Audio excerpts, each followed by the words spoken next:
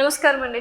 నమస్తే అమ్మా. ప్రశాంత్ కిషోర్ పీకే, పవన్ కళ్యాణ్ గారు ఎంత ఫేమస్, ఈ పీకే ప్రశాంత్ కిషోర్ గారు కూడా అంతే ఫేమస్. ఇప్పుడు ఒకప్పుడు గత ఎన్నికల్లో వైకాపాకి ఎన్నికల వ్యూహకర్త. ఇప్పుడు ఆయనే స్వయంగా జగన్ ఘోరంగా ఓడిపోతున్నాడు అని అయితే చెప్పాడు. అసలు ఎవరి ప్రశాంత్ కిషోర్, ఆయన అంచనాలు నిజంగానే నిజం అవుతాయా ఏంటి అసలు ఈయన గురించి? అంటే భారతదేశంలో శకుని అని పిలవకూడదు, కానీ ఆ శకుని తాలూకు మంత్రాంగం అంతా తెలిసిన వ్యక్తి ఆయన. ఎవరి తరఫున నిలబడితే వాళ్ళని గెలిపించడానికి, అంటే ప్రత్యర్థులుగా ఉన్న వాళ్ళ తాలూకు మానభంగం చేస్తాడనమాట. క్యారెక్టర్ అసాసినేషన్ చేస్తాడు. అంటే ఏంటి, ప్రజల్లో వాళ్ళంటే జుగుప్స కలిగేలా చేస్తాడు. అంటే ప్రత్యర్థులు అంటే అదే కదా, ఆపోజిట్ వర్గాల మీద ప్రజలకి అసహ్యం కలిగేలాగా. ఫర్ ఎగ్జాంపుల్, ముందు కులగణన అన్నాడు. అమరావతిలో ప్రశాంత్ కిషోర్ ఉన్నప్పుడల్లా అమరావతి అంటే కమ్మోలు, అమరావతి కాదు కమరావతి అన్నారు. అమరావతి అంటే అమరావతిలో ఉన్న వాళ్ళందరూ కమ్మోలు అన్నారు. మళ్ళీ వెళ్ళి వెరిఫై చేస్తే అందరూ మాదిక దళితులు అందరూ ఉన్నారు. కమ్మోలు తక్కువ శాతం. అమరావతినేమో ఏదో బ్రహ్మరావతి అన్నారు, ఒకరేమో శ్మశానం అన్నారు. శ్మశానం అన్నది ఎవరు? మన బొత్స సత్యనారాయణ గారు. అంబటి రాంబాబు ఏమన్నాడు? ఏదో అక్కడ గ్రాఫిక్స్ తప్ప ఏమీ లేవన్నాడు. మాటలన్నీ మాట్లాడించింది కేవలం పీకే. గెలవాలంటే గెలవగలడు, కానీ సృష్టించకపోతే 1000 కోట్ల ఒప్పందం ఎందుకు అవుద్దమ్మా? తక్కువ 1000 కోట్లు నోడో ఆ 1000 కోట్లే ఉన్నాయి. మరి ఇప్పుడు ఎందుకు మారిపోయారు? ఎందుకు మారిపోయాడంటే ఆయన కొంచెం డబ్బులు ముట్టలేదు. దెబ్బ కాదు, అక్కడ మనకి కేంద్రంలో ఆయన మీద ఆయన మనుగడే ప్రశ్నార్థకం అయ్యే ఒక భయంకరమైన వాతావరణం ఏర్పడింది. ఇప్పుడు కొన్ని ఆయన నిజాలు కల్పిత కథలు కాకుండా నిజాలు చెప్పకపోతే ఆయన మనుగడ కథ ప్రశ్నార్థకమే. ఎవరు మనుగడ? పీకే మనుగడ. పీకే అంటే గెలిపిస్తాడు అనుకున్నా, కానీ ఇంత నీతి నికృష్ట ఏదో సామధానగాన ఏదో దండోపాయాలు ఇట్లాంటివి ఉంటాయని ఎవరు అనుకో కదా. పీకే గెలిపిస్తాడు అనే బదులు గెలిచే వాళ్ళ సైడ్ ఉంటాడు అనడం కరెక్టే? లేదు, గెలిచేవాడు సైడ్ ఉంటారంటే ఇప్పుడు మన గెలిచేది ఒకవేళ జగన్మోహన్ లాస్ట్ ఎన్నికల గురించి మాట్లాడుకున్నట్లయితే అదేనమ్మా, గెలిపించే వాళ్ళ సైడ్ కాదు. ఆయన ఆశ్రయించాడు. ఎవరు? అమిత్ షా తాలూకు సలహాను అనుసరించి ఆశ్రయించాడు, గెలిచాడు. దానికి ఏదో ప్యాకేజీలు ఉన్నాయి, అవి బయటికి చెప్పుకోకూడదు. అమిత్ షాకి జగన్మోహన్ రెడ్డి ఆల్మోస్ట్ మరి ఏమిటది, ఒక కొండలు దారబోసాడు. డబ్బులు బత్తాలతో దారబోసాడని కాకుండా కొండలు దారబోసాడు. అయిపోయింది చెప్తాను. ఈరోజు ఏంటంటే పీకే తాలూకు ఎప్పుడు తెలుసుకున్నాడు, పీకే తెలుగుదేశం పార్టీకి పనిచేస్తాను అన్నప్పుడు నాకు వద్దు నాయన, నేను చూసుకుంటాను నేను అంటే, లేదు నేను చేస్తాను నేను అని ఒకసారి మీటింగ్లో చెప్పాడు. నా జీవితంలో చేసిన పెద్ద పొరపాటు జగన్మోహన్ రెడ్డికి సహాయపడ్డమే అన్నాడు. అలాంటి 4-5 బాణాలు విసిరాడు.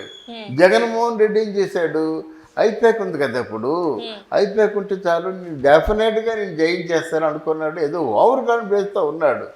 ఆయనకి ఏంటంటే ఆయన సైడ్ కూడా చెప్తాను నేను. ఆయనకేమైంది, కుర్చీ మీద కూర్చున్న తర్వాత ఒక 2-3 సంవత్సరాలు కరోనాలో అయిపోయింది. ఏమున్నారంటే అక్కడ ఒక పనికి మాలిన వ్యక్తికి, అంటే ఏమిటి, రాజకీయం తెలియని వ్యక్తికి, అడ్మినిస్ట్రేషన్ తెలియని వ్యక్తికి సజ్జల రామకృష్ణారెడ్డి అన్నీ చూసుకుంటాడు. సకల శాఖ మంత్రి ఇచ్చాడు. వాడు ఎంతవరకు కంపు చేయాలో అంతవరకు కంపు చేశాడు. సుచరిత అనేటువంటి ఒక ఇమిచ్యూర్ అమ్మాయిని హోమ్గా పెట్టాడు. ఎంతవరకు కంపు చేయాలో అంతవరకు కంపు చేసింది తీసాడు. ఇప్పుడు ఏముంది, అక్షరాలు రావు, తెలుగు రాదు, ఇంగ్లీష్ రాదు, హిందీ రాదు. ఆయన విద్యాశాఖ మంత్రిగా పెట్టాడు. ఆయనేమో ఆయన మాట ఆయనకి అర్థం అవ్వదు, మనకి అర్థం అవ్వదు, ప్రజలకు అంతకంటే అర్థం అవ్వదు. మీసాలు తిప్పుతూ ఉంటాడు. అయిపోయింది. అంటే ఇవన్నీ చేస్తుంటే బాధపడ్డాడు ప్రశాంత్ కిషోర్. ఇలా చేసి ఉండకూడదు, నిన్ను చదివించి నీకు ఒక ఉన్నతమైన కుర్చీ నీకు ఇచ్చినట్టయితే నీకు పరువు ప్రతిష్టలు పదింతలు పెంచుకోవడానికి కానీ ఇలాగా ఏదో దుర్యోధనుడికి పట్టాభిషేకం చేసినట్టు అయిపోయింది కదా. సో ఇప్పుడు ఆయన పీకే గారు అది రియలైజ్ అయ్యి అక్కడ నుంచి బయటకు వచ్చేసాను అంటారు, అంతేనా? అది అంటే అంత రియలైజేషన్ అంత సంస్థ నడిపిన ఆయనకి ప్రీవియస్ గా తెలియదా జగన్ గారి గురించి మీరు అన్నట్లు? రియలైజేషన్ కాదమ్మా, అక్కడ పంపకాల్లో తేడా వస్తుందమ్మా. ఎవరికైనా ఆ డబ్బు అనేది చూసారా, నీకు నాకు ఒప్పందం 10 రూపాయలు, 9.75 పైసలున్నా 25 పైసలు నాకు నష్టమే కదా. నేను నమ్మలేను కదా, ఇచ్చిన మాట నువ్వు నిలబెట్టుకోలేదు కదా. ఇట్లాంటివి వస్తుంటే వాళ్ళకి సహజం. బిజినెస్ లో అయితే ఓకే సార్ ఈ ఒప్పందాలు ఇవన్నీ, బట్ పొలిటికల్ లో గెలిపించడం, ఒక పార్టీ గెలిచింది అంటే ప్రజల భవిష్యత్తు వారి చేతిలో ఉన్నట్టే కదా. అవును, మరి అది బిజినెస్ ఎలా అవుతుంది ఐపాక్ స్టార్ కి? అవును, ఆయనకి ఇష్టపడ్డాడు. ఎందుకంటే ఆయనకి 1000 కోట్లు ఇచ్చి సర్వే చేయించుకోవడం ఏంటి, నాకంటే ఎవడు నవరత్నాలు ఇచ్చాడు, పథకాలు నాకంటే ఎవరు చేశారు, నాకంటే ఓల్ ఇండియా అంతా నన్ను అనుసరిస్తుందని చెప్తున్నాడు. మరి ఇండియా అంతా ఇప్పుడు బెంగళూరు కానీ మద్రాసు కానీ వీళ్ళందరూ ఆయన్నే అనుసరిస్తున్నారు, బొంబాయి కానీ. నలుగురు నవ్వుకుంటున్నారమ్మా ఆయన మాటలు విని. అలాగెందుకు మాట్లాడాలి? అందువల్ల ఈ పక్కనుంటే నన్ను కూడా పెద్ద -0 అనుకుంటారు అని. వాడు తెలుగుదేశం పార్టీలో కలవటం లేదు, జనసేనలో కలవటం లేదు, ముక్కు సూటిగా మాట్లాడుతున్నాడు. ఓడిపోవడం ఖాయం. అది కూడా ఒక మైండ్ గేమే. ఇప్పుడు ఎవరి పార్టీకి వకాల్తా పులుచుకున్నట్టు? అవునమ్మా, అది కూడా ఒక మైండ్ గేమ్. అది కూడా ఒక మైండ్ గేమే. నిన్ను శోభన్ బాబు అంటే సందర్భం వచ్చింది కానీ చెప్తున్నాను, అడవి ద్వారా అనే సినిమాలో యాక్ట్ చేస్తుండగా ఆయన ఎప్పుడు కళ్ళద్దాలు పెట్టుకునేవాడు, చూసావా? అంటే సినిమాలో చూసా కదా, ఎప్పుడు కళ్ళద్దాలతో ఉండేవాడు. ఒక పనికి మాల నా కొడుకు, ఒక పనికి మాల నా పిల్లం వచ్చి, 3 పిల్లలు వచ్చి, ఏమిటండి కళ్ళ కింద మచ్చలు ఏంటండి, ఆ మడతలు ఏమిటండి, అప్పుడే మీరు ముసలాళ్ళు అయిపోతున్నారు ఏదో అనేసి వెళ్ళిపోయారు. ఇంటికి వెళ్ళాడు. ఇక ముందు నేను యాక్ట్ చేయను, జీవితంలో నన్ను ముసలాడని ఎవరు అనకూడదు, ముసలాళ్ళలాగా నేను కనిపించకూడదు సినిమాల్లో. తర్వాత ఇది అన్నమయ్య సినిమాకేమో అప్పట్లో ఎవరు మన దొరస్వామిరాజు ఉండేవాడు, ఈఎంసి ప్రొడ్యూసరు. బాబు ఒక చెక్ ఇచ్చేసి, బాబు వెంకటేశ్వర స్వామి క్యారెక్టర్ నువ్వు వేయాలి, నువ్వు రాసుకో, ఎంత కావాలో ఫిగర్ రాసుకుంటే నమస్తే అని. ఇంకా 20 సంవత్సరాలు మనోవేదన అనుభవించాడే కానీ మళ్ళీ రాలేదు. ఎందుకంటే మైండ్ గేమ్ అంటే అలా ఉంటుంది. ఆయన మెత్తన మనిషి, సున్నితమైన మనిషి కాబట్టి. ఈ నిజంగా ఎవరినైతే నువ్వు నీ ఆత్మలా భావించావో, నీ ఆత్మ ఎదురు తిరిగి అసలు నువ్వేంటయ్యా, నువ్వు గెలిచేది ఏంటయ్యా పో అంటే ఏమైపోవాలి వాడు.